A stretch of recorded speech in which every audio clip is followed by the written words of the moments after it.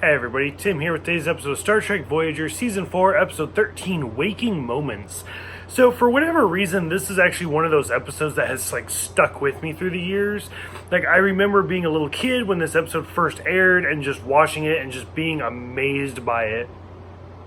Watching it now, it's a good episode and it's really interesting, but still it didn't grasp me as much now as it did when I was little.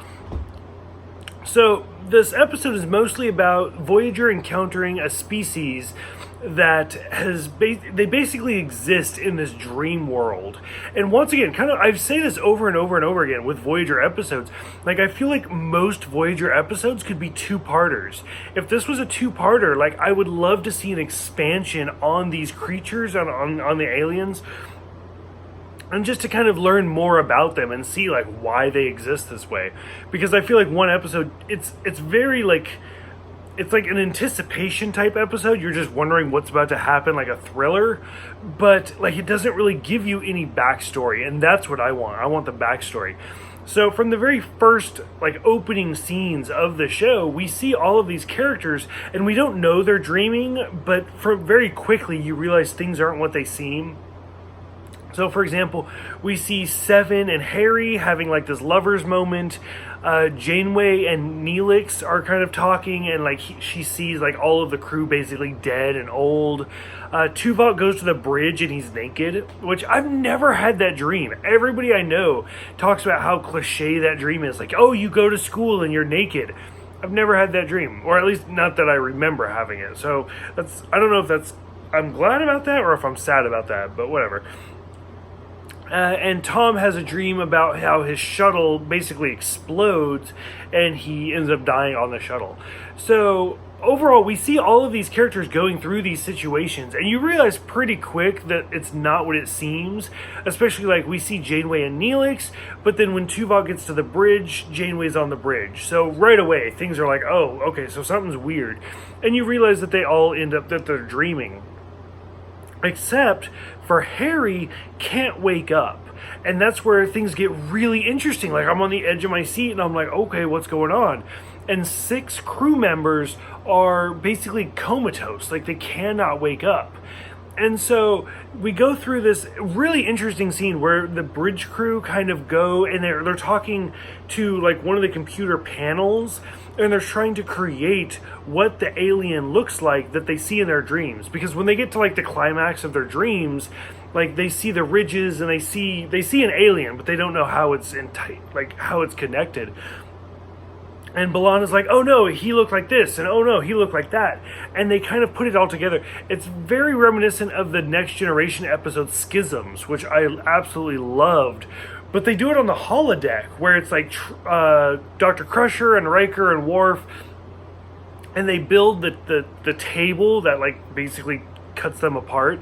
That's what I kind of wanted. I wish they would have gone to the holodeck and created a life-size model of this alien, but they don't. They just kind of do it on a panel. So it is what it is.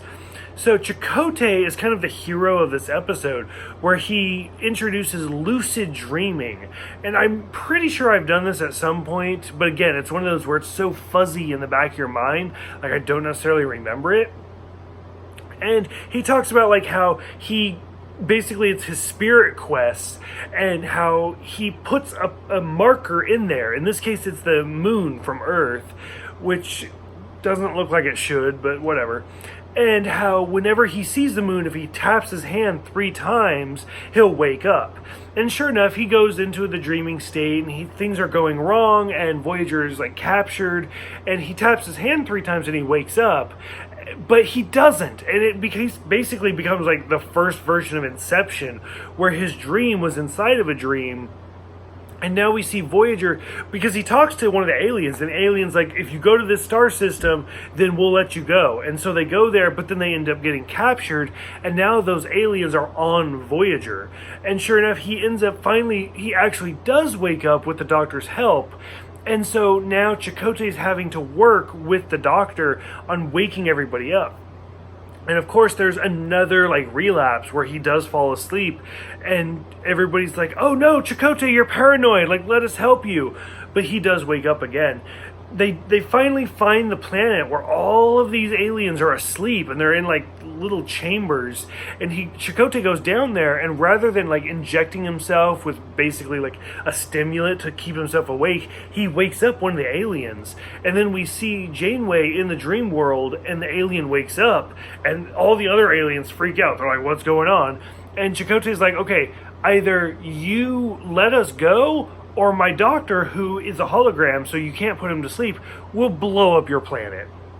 And it's kind of a great scene. Of course, they end up escaping and everything ends up perfect. But overall, it's a really interesting episode. And again, I wish it had been a two-parter, because I would have loved to see some of this expand just a little bit to kind of see these aliens. Why are they sleeping like this? Why is their race that way?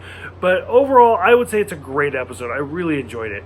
For those who have seen this one, what did you guys think? Thank you guys for those who have subscribed. Thank you guys for liking. And I will see you guys next time for Message in a Bottle.